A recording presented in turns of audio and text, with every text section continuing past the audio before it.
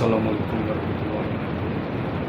Pada kesempatan ini saya Irfan Fadilah, mahasiswa Mahasiswa Ekonomi dari Universitas Islam Indonesia. Saya mencoba menyampaikan hasil analisa terkait dengan perencanaan keuangan syariah, di mana saya sudah melakukan wawancara dengan sumber yaitu saudari Nurlanati. Saudari Nurlanati ini berprofesi sebagai compliance governance specialist di Bank Syariah Nasional, dan beliau juga berprofesi sebagai fasilitator maupun asesor dari berbagai sertifikasi perbankan syariah. Jadi latar belakang yang garis bawahi kami melakukan proses ini bahwa sebagaimana kita ketahui bahwa perencanaan keuangan merupakan elemen penting dalam mencapai kesejahteraan finansial yang berkelanjutan. Bahwa dalam perspektif Islam pun aktivitas pengelolaan keuangan tidak hanya bertujuan untuk memperoleh keuntungan material, tetapi juga menjaga keberkahan harta, memenuhi kewajiban sosial, serta mempersiapkan kehidupan akhirat melalui instrumen zakat, infak, sedekah, dan infak. Berdasarkan hasil wawancara terhadap nasabah Nurlanati, diperlukan analisa yang komprehensif untuk mengevaluasi kondisi keuangan saat ini, sekaligus juga merumuskan strategi pencapaian tujuan keuangan jangka pendek menengah dan jangka panjang.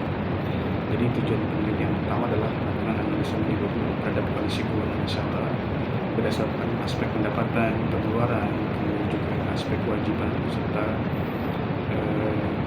aset ataupun tujuan keuangan yang ingin dicapainya, kemudian mengukur tingkat kesehatan keuangan nasabah melalui berbagai rasio keuangan seperti rasio likuiditas, rasio tabungan, rasio utang, dan rasio investasi. Dan yang terakhir, merumuskan strategi pengelolaan kekayaan yang berkelanjutan melalui integrasi manajemen arus kas investasi, perlindungan risiko, perencanaan pensiun, serta pengelolaan waris dan jiswaf, sehingga diharapkan dapat mewujudkan kesejahteraan finansial yang tidak hanya berorientasi pada kebutuhan duniawi, tetapi juga mendukung tercapainya kemaslahatan dan keberkahan di masa depan. Baik secara profiling, yang nasabah yang kami lakukan assessment yaitu bernama adalah saudari Nurlanati, berusia 49 tahun, artinya memang memasuki fase prapensiun. Kemudian status pernikahan dengan 2 anak sebagai tanggungan. Profesi yang tadi saya sampaikan, beliau sebagai corporate governance specialist di Bank Syariah Nasional dan sebagai tenaga asesor maupun fasilitator di lembaga sertifikasi perbankan syariah, khususnya perbankan syariah. Secara profiling risiko yang telah kami coba mappingkan bertipe konservatif, artinya mengutamakan keamanan modal, dan horizon investasi adalah tentang 10 tahun ke depan.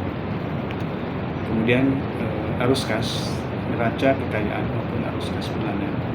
Jadi dari hasil wawancara kami, arus kas bulanannya, pendapatan total yang beliau dapatkan itu di angka 40 juta rupiah, terbagi dari gaji tetap sekitar 20 juta rupiah, kemudian variabel pendapatan yang lain di rentang 10 sampai dengan 30 juta rupiah per bulan.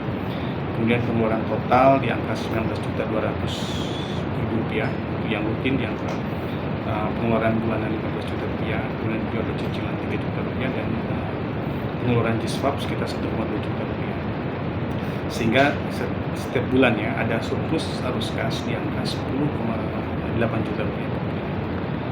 Neraca kekayaan atau total net worth itu di angka 3,3 miliar, itu meliputi dari aset liquid itu sebesar 500 juta atau sekitar 15,5% dari total kekayaan. Kemudian juga aset investasi di antara 300 juta dan aset penggunaan di angka 2,5 miliar. Jadi secara peringkat persentase aset penggunaan beliau cukup tinggi, yaitu di angka 75,7 miliar.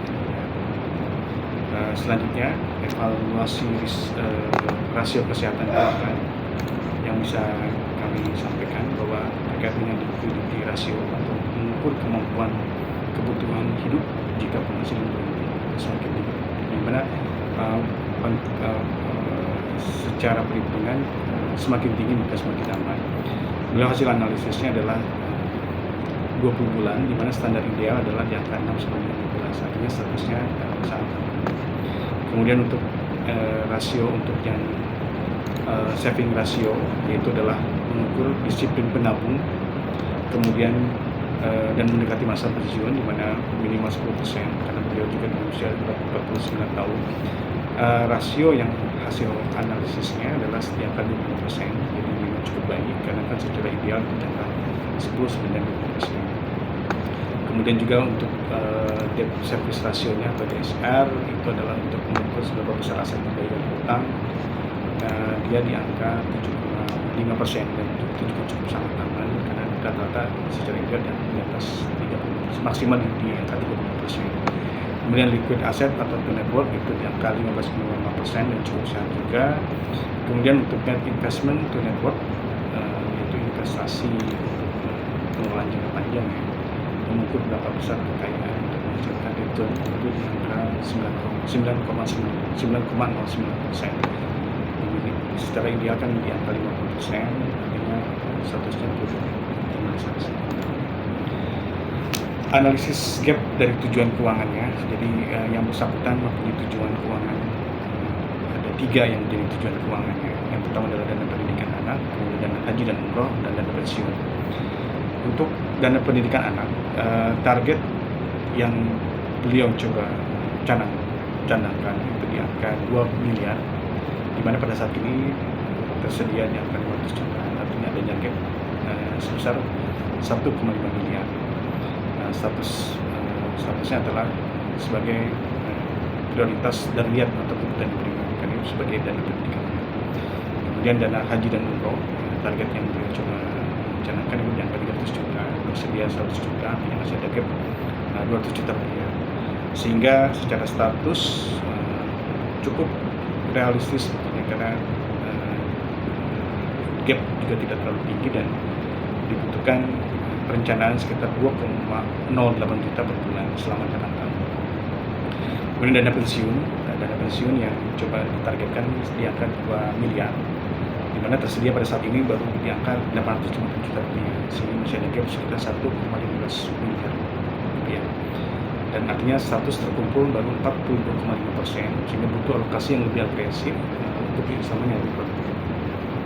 Selanjutnya analisis financial independence, jadi secara perhitungan financial independence number, bahwa kita secara perhitungan itu di angka pengeluaran tahunan dikali 25, di mana secara pengeluaran tahunan yang kita coba rumuskan secara perhitungan assessment yang didapat, pengeluarannya adalah sebesar 15 juta per bulan. Artinya dikali dalam 1 tahun itu sekitar 180 juta per tahun. Sehingga untuk target FIN atau kemerdekaan finansial dialokasi 4,5 miliar. Dan di posisi saat ini kekayaan bersih yang sudah dicapai itu di angka 3,3 miliar, yang tadi aset yang sudah dijelaskan, sehingga terjadinya gap FIN yaitu sebesar 1,2 miliar. Artinya secara kesimpulan masih sangat realistis untuk dicapai dalam horizon jangka waktu 10 tahun ke depan dengan surplus kas saat ini. Kepatuhan syariah secara dan ketaatan muamalahnya, bahwa pendapatan investasi juga bebas dari unsur maghrib, yaitu maisir, riba, dan haram. Kemudian prevensi akad didominasi oleh akad mudabahah, sukuk negara, dan reksadana syariah. Kontribusi keagamaan rutin zakat, infak, dan wakaf. Kemudian rekomendasi yang bisa kami sampaikan kepada yang bersangkutan, kita coba menyampaikan secara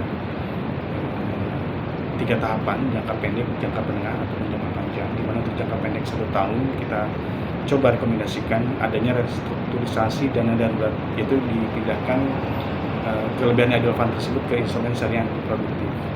Kemudian juga pembukuan arus kas dan aset secara digital, yang juga kita coba sarankan. Dan di jangka menengah di rentang 2 sampai dengan 5 tahun itu bisa meningkatkan porsi aset investasi menjadi 30 sampai dengan 40% dari total net worth-nya.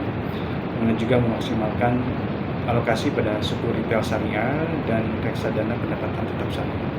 Sedangkan jangka panjang di angka 5 tahun ke depan, sesuai dengan harapan pencapaian target FIN di angka 4,5 miliar, maka perlu dilakukan penyusunan perencanaan waris, hibah, serta program untuk wakaf keluarga yang produktif.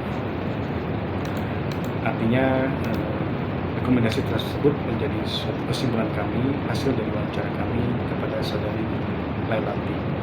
Demikian yang bisa kami sampaikan. Terima kasih atas perhatiannya. Assalamualaikum warahmatullahi wabarakatuh.